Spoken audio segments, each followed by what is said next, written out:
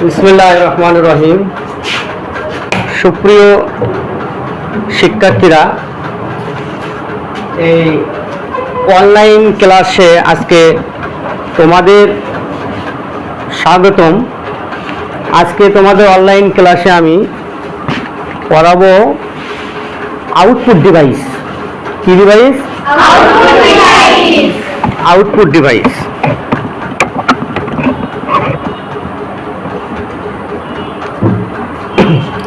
তো আমরা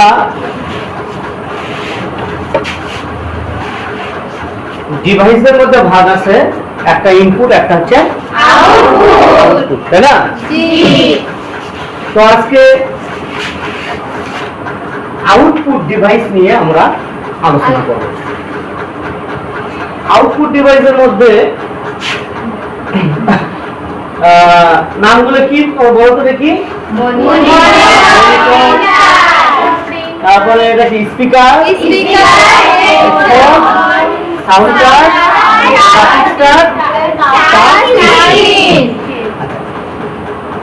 আউটপুট ডিভাইসের মধ্যে এই মনিটর সম্পর্কে তোমরা কি জানো?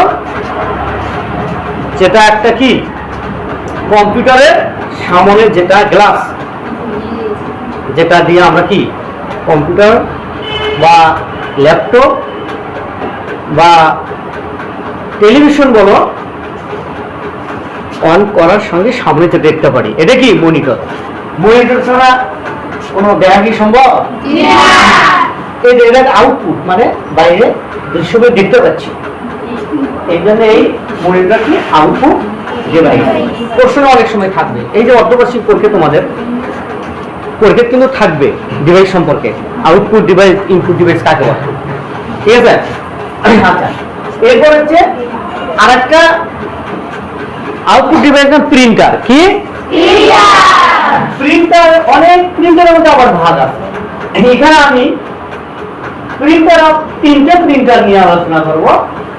যে একটা প্রিন্টার হচ্ছে ডট ম্যাট্রিক্স প্রিন্টার, তারপর হচ্ছে ইলেকট্রনিক প্রিন্টার, ইঙ্কজেট প্রিন্টার, তারপর হচ্ছে লেজার প্রিন্টার। তাহলে তোমাদের এই যে দেখো ডট ম্যাট্রিক্স প্রিন্টার, এটি প্রথম দিকের প্রিন্টার, এটা হচ্ছে প্রথম দিকের প্রিন্টার। ছাপার ব্যয় অনেক কম, সেজন্য এই প্রিন্টার এখনো অত্যন্ত জনপ্রিয়। তবে এটি দিয়ে নিখুঁত ছাপার কাজ করা যায় না, তাছাড়া এটির ছাপার গতি অনেক ধীর। তাহলে আমরা ডট ম্যাট্রিক্স প্রিন্টারের বৈশিষ্ট্য, এটা ছাপার অর্থ খরচ অনেক কি কম। কিন্তু আমার আর একটা দুর্বলতার দিক দেখলাম, এটা তেমন মানগত তেমন একটা ভালো নয়। এরপর দেখো আমাদের শিরোনাম কি ডিভাইস? আউটপুট ডিভাইসের প্রিন্টারের ডট ম্যাট্রিক্স নিয়ে আলোচনা করলাম। এবার হচ্ছে ইঙ্কজেট প্রিন্টার। ইঙ্কজেট প্রিন্টারটা কি দেখো, যে স্বল্পদামী প্রিন্টার হিসেবে এটি বহুল ব্যবহৃত। সাধারণত ব্যক্তিগত কাজে ইঙ্কজেট প্রিন্টার বেশি ব্যবহার করা হয়। কি কাজে? ব্যক্তিগত, যা নিজেই ব্যবহার করবে, একদম প্রাইভেট ওয়ার্ক, অর্থাৎ ব্যক্তিগত কাজে এটা ব্যবহার করা হয়। এটি দিয়ে নিখুঁত ছাপার কাজ করা যায়, বিশেষ করে ছবি প্রিন্ট করার কাজে ইঙ্কজেট প্রিন্টারের ব্যবহার অধিক, তবে এর ছাপার ব্যয় তুলনামূলক বেশি। এটাও একটা দুর্বলতার দিক দেখলাম, এর ছাপার কাজ অনেক থেকে তুলনামূলক কি বেশি। এবার আমরা আরেকটা প্রিন্টারের আউটপুট ডিভাইস প্রিন্টারের আরেকটা লেজার প্রিন্টার, এটার নাম কি? Laser printer. কি নাম দেখে নিশ্চয়ই বুঝে ফেলেছো এর সাথে লেজারের সম্পর্ক রয়েছে। এ ধরনের প্রিন্টারের লেজার রশ্মির সাহায্যে কাগজে লেখা ছাপা হয়। লেজার প্রিন্টারের ছাপার গতি ও মান অত্যন্ত উন্নত, নিখুঁত। সাধারণ ছাপা এবং ছবি প্রিন্ট উভয় ধরনের কাজে এটি অত্যন্ত জনপ্রিয়। একসময় ব্যয়বহুল থাকলেও প্রযুক্তির উন্নয়নের কারণে এটি অনেক ব্যয় সাশ্রয়ী। এছাড়াও কোনোটার একটি ছাপাযন্ত্র আর্কিটেকচারাল নকশা, মানচিত্র বা গ্রাফের নিখুঁত অনেক বড় কাগজে প্রিন্ট করার ক্ষেত্রে ব্যবহৃত হয়। সুপ্রিয় শিক্ষার্থীবৃন্দ, তাহলে আমরা এই আউটপুট প্রিন্টারের মধ্যে তিনটা প্রিন্টার সম্পর্কে আমার অসংখ্য প্রিন্টার আছে, এখানে আমরা তোমাদের এই সিলেবাসে তিনটা প্রিন্টার নিয়ে আমরা আলোচনা করছি, যেটা সিলেবাসে আছে আর কি। বলো তো এখন দেখি তোমরা এই তিনটা প্রিন্টারের মধ্যে কোন প্রিন্টারকে ভালো মনে হলো? তুলনামূলকভাবে লেজার প্রিন্টারকে আমরা মানে উন্নত, নিখুঁত, মানের দিক দিয়ে সাশ্রয়ী, সব দিকে আমরা লেজার প্রিন্টার, এর দামও কিন্তু। শিক্ষার্থীবৃন্দ, আজকে এই অনলাইন ক্লাস থেকে আমরা একটি তথ্য যোগাযোগ আইসিটি গুরুত্বপূর্ণ ডিভাইস, ইনপুট আর আউটপুট, তার মধ্যে ইনপুট আগে আলোচনা করা হয়েছে আমাদের, আজকে আমরা আউটপুট ডিভাইস সম্পর্কে আলোচনা করলাম। তা আউটপুট ডিভাইসের আমরা জানলাম মনিটর একটা আউটপুট ডিভাইস, প্রিন্টার একটা আউটপুট ডিভাইস। প্রিন্টারের মধ্যে কোয়ালিফিকেশন আছে, অর্থাৎ ধরনগত পার্থক্য আছে, মানে প্রকারভেদ আছে। তার মধ্যে 1 নম্বর হচ্ছে ডট ম্যাট্রিক্স প্রিন্টার, 2 নম্বর হচ্ছে ইঙ্কজেট প্রিন্টার, তারপরে 3 নম্বর হচ্ছে লেজার প্রিন্টার। এই তিনটা প্রিন্টারের মধ্যে আমাদের লেজার প্রিন্টার সব দিক থেকে ভালো এবং উন্নত এবং দামি। আচ্ছা, এরপরে আরো কিছু আমাদের আউটপুট ডিভাইস সম্পর্কে আমরা জানবো। স্পিকার, স্পিকার দিয়ে কি করি আমরা? গান শুনি, ওয়াজ শুনি, অর্থাৎ শুনতে পারি। তাহলে এটা কি আউটপুট না ইনপুট? এটা এটা আমরা বাইরে শুনতে পারি, এটা দিয়ে আমরা বাইরে শুনতে পারি। তারপরে হেডফোন, হেডফোন সম্পর্কে জানো? আমরা শুনতে পারি, হেডফোন দিয়ে আমরা এককভাবে আরো সুন্দর সাউন্ড সিস্টেমটা কি সুন্দর করে শুনতে পারি। তাহলে স্পিকার আউটপুট ডিভাইস, হেডফোনটা আউটপুট ডিভাইস, এরপর আছে সাউন্ড কার্ড। তাহলে সাউন্ড কার্ড কি? এটা এটা কি ডিভাইস?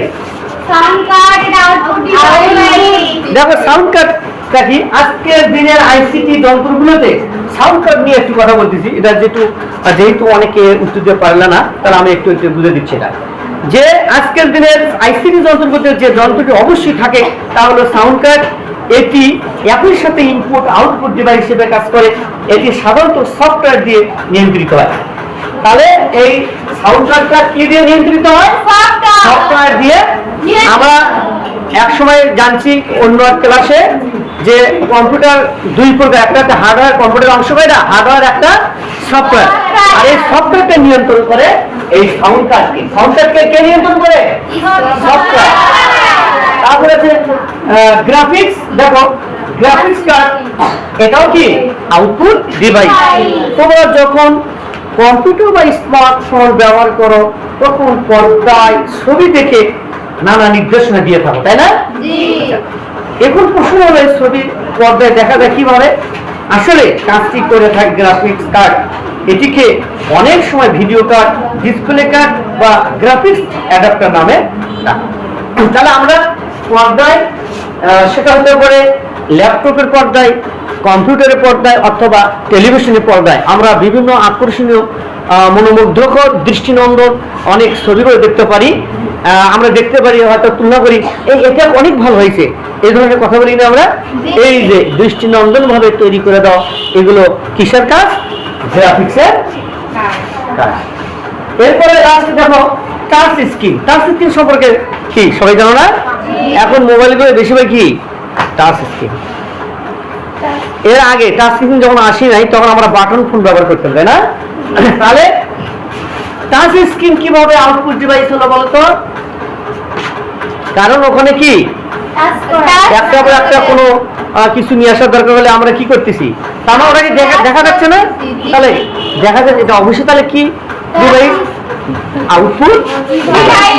তাহলে সুপ্রিয় শিক্ষার্থীবৃন্দ, আজকে অনলাইন ক্লাসে আমি তুমি একটু দাঁড়াও তো, এই জিনিসগুলো আউটপুট ডিভাইসের দেখে দেখে নামগুলো একটু বলো, সবাই একটু শুনো, বলো। আউটপুট ডিভাইস গুলো কি কি? প্রথম মানে কি বলেছিলাম? মনিটর, হ্যাঁ, তারপর প্রিন্টার, প্রিন্টার কয় প্রকার? এখানে তিন প্রকার। কি কি? এক নম্বর কি? ডট ম্যাট্রিক্স তারপর প্রিন্টার, তারপর inkjet. Inkjet printer, laser printer, হ্যাঁ, তারপরে এটা কি? স্পিকার, তারপরে হেডফোন, তারপরে সাউন্ড কার্ড, তারপরে গ্রাফিক্স কার্ড। শেষ শেষ কি? Touch screen. একটা সরকারি হবে এর জন্য যে আউটপুট ডিভাইস গুলো মনে করে সামনে যে পরীক্ষা, এই আউটপুট ইনপুট ডিভাইস থেকে প্রশ্ন সম্ভাবনা আছে। ঠিক আছে, তুমি একটু জানো তো, বলো তো একটু আউটপুট ডিভাইস তুমি তুমি বলো। বলো বলো আউটপুট ডিভাইস গুলো তুমি একবার বলো। তোমার নাম কি? সুমাইয়া। বলো। মনিটর, হ্যাঁ। প্রিন্টার, হ্যাঁ, প্রিন্টার কয় প্রকার? তিন কি প্রকার। কি? এক আউটপুট ম্যাট্রিক্স, না, ডট ম্যাট্রিক্স,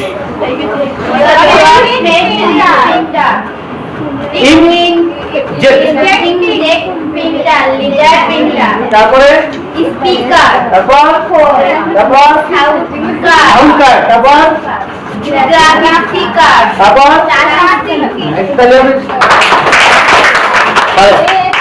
তাহলে আমরা আজকে কোন ডিভাইস সম্পর্কে একটু ধারণা লাভ করলাম বলো তো? আউটপুট ডিভাইস সম্পর্কে যদি প্রশ্ন আসে লিখতে পারবে না? তাহলে বাসায় গিয়ে তোমরা আউটপুট ডিভাইস সম্পর্কে আলোচনা করবা। এখান থেকে আমি বললাম কিন্তু প্রশ্ন হতে পারে। তাহলে তোমাদের পরীক্ষা কয়টা অধ্যায়ের মধ্যে? আচ্ছা, সুপ্রিয় শিক্ষার্থীবৃন্দ, তাহলে আমরা আগামী ক্লাসে অন্য একটি ডিভাইস নিয়ে আমরা আলোচনা করব। আজকে আমাদের আউটপুট ডিভাইস সম্পর্কে আমরা অনেক কিছু জানতে পারলাম, যে কোন কোনগুলোকে আউটপুট ডিভাইস বলা হয় এবং আউটপুট ডিভাইস কাকে বলে এ সম্পর্কে আমরা অবগত হলাম। যে ডিভাইসগুলোর মাধ্যমে আমরা ছবি বা অন্য কোনো দৃশ্যগুলি আমরা প্রদর্শন করে থাকি বা আমরা দেখে থাকি, এইগুলো হচ্ছে আউটপুট ডিভাইস। এবং আমি আবার বলছি, আমাদের আউটপুট ডিভাইসগুলো মনিটর, প্রিন্টার। প্রিন্টার আবার এখানে তিন ধরনের দেখা যাচ্ছে: dot matrix printer, inkjet printer, laser printer. আর speaker, headphone, sound card, graphics card, touch screen. তোমাদের থেকে যদি এখন এই মনিটর কি, প্রিন্টার কি, হেডফোন কি, স্পিকার কি আলাদা আলাদা যদি সংজ্ঞা চাওয়া হয়, তাও বলতে পারবে না তোমরা? তাহলে বলো, কত সহজ হয়ে গেল না এই জিনিসটা? কারো কোনো প্রশ্ন থাকে বলতে পারো এখন আমাকে। তাহলে আজকে অনলাইন ক্লাসে তোমাদের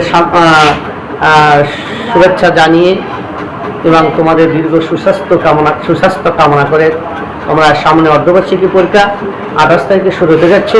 এই পরীক্ষার জন্য সবাই তোমরা ভালো করতে পারো, এই আশা ব্যক্ত করে আমার ক্লাস এখানে শেষ করছি। আল্লাহ হাফেজ।